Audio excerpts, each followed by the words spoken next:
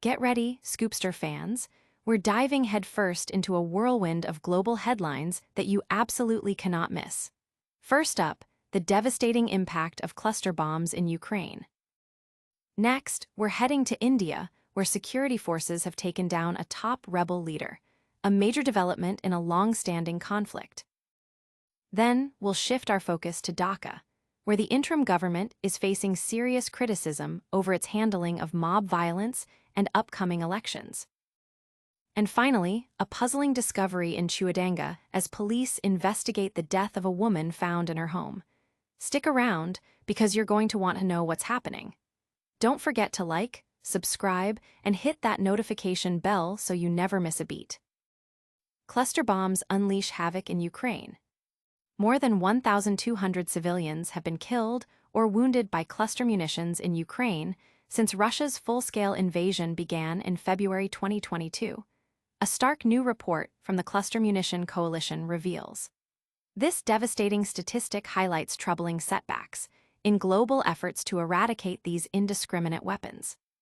Ukraine has sadly registered the highest number of recorded annual cluster munition casualties worldwide, with Russia reportedly using these widely banned weapons extensively from day one of the war, and Ukraine also facing accusations of their deployment. In 2024 alone, at least 193 cluster munition casualties were recorded in Ukraine out of a global total of 314. The total since the war's start is over 1,200, with most occurring in 2022. However, the report emphasizes that this number is a dramatic underestimate, as last year Ukraine faced around 40 cluster munition attacks where casualty numbers weren't even disclosed. The head of the Cluster Munition Monitor Impact Team stated these figures are likely the tip of the iceberg, with potentially thousands more casualties. Cluster munitions scatter bomblets over wide areas, and many fail to explode on impact, acting like landmines that can detonate years later. Neither Russia nor Ukraine are signatories to the 2008 Convention on Cluster Munitions. The report also notes suspected use by Thailand and allegations against Iran, with Palestinian authorities accusing Israel in Gaza, though evidence remains inconclusive. The U.S. decision to transfer cluster munitions to Kyiv in 2023 has also sparked significant international outcry.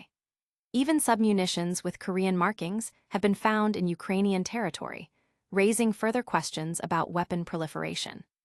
Globally, the report warns of a dangerous erosion of norms against these weapons, citing Lithuania's recent withdrawal from the treaty as a concerning precedent that could trigger a wider domino effect.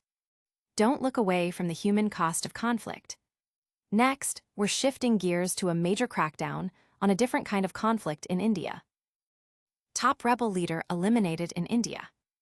In a significant development in India's long-standing fight against the Naxalite rebellion, security forces have gunned down a top Maoist commander and 2 other rebels in a fierce gun battle. This operation in the mineral-rich state of Jharkhand marks a major breakthrough for the Central Reserve Police Force, which had placed a substantial bounty on the head of Sadhdev Soren, identified as part of the Maoist organization's Central Committee. The Indian government has intensified its offensive, vowing to crush the rebellion, which began nearly 6 decades ago and has resulted in the deaths of over 12,000 people, including rebels, soldiers, and civilians. At its peak, the Naxalite movement controlled a vast swathe of the country, with an estimated 15,000 to 20,000 fighters. This latest success follows another operation last week, where forces eliminated another commander and 9 other rebels along the border of Odisha and Chhattisgarh. The crackdown has been relentless, with over 400 rebels reportedly killed since last year. The conflict, however, has also seen deadly attacks on government forces, including a roadside bomb incident that claimed the lives of 9 troops earlier this year. From rebel strongholds to political arenas, we're heading to Dhaka next, where the government is facing a barrage of criticism. Dhaka's interim government under fire. Leaders of the Left Democratic Alliance in Dhaka are strongly condemning the interim government, led by Professor Mohammed Yunus, accusing it of failing to control escalating mob violence and neglecting the aspirations of the people. During a protest rally, the LDA, a coalition of 6 political parties, declared that the government has not only fallen short of the promises made during the student-led mass uprising, but has also miserably failed to curb mob culture. The alliance is demanding that the next general elections be organized in a free, fair, and credible manner in February. Concerns are mounting, with the Socialist Party of Bangladesh General Secretary warning of a serious national crisis if the polls are not held as scheduled. Adding to the criticism, the Democratic Revolutionary Party General Secretary specifically called out the government's failure to prioritize workers' welfare and urged them to halt plans to lease port operations to a foreign company.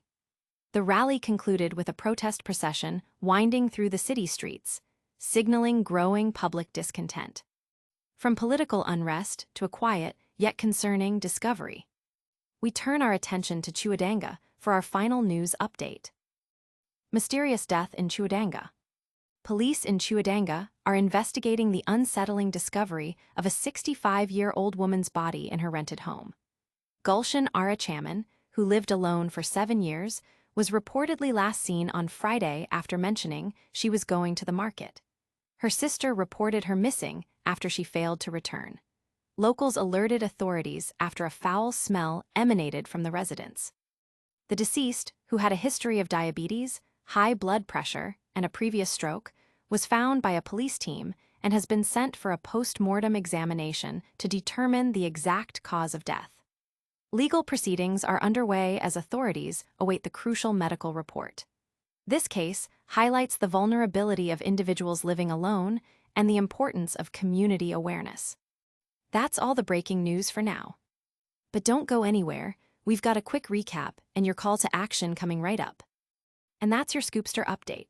We saw the devastating toll of cluster bombs in Ukraine, a major victory for Indian forces against Maoist rebels, intense criticism for Dhaka's interim government, and a puzzling death investigation in Chuadanga.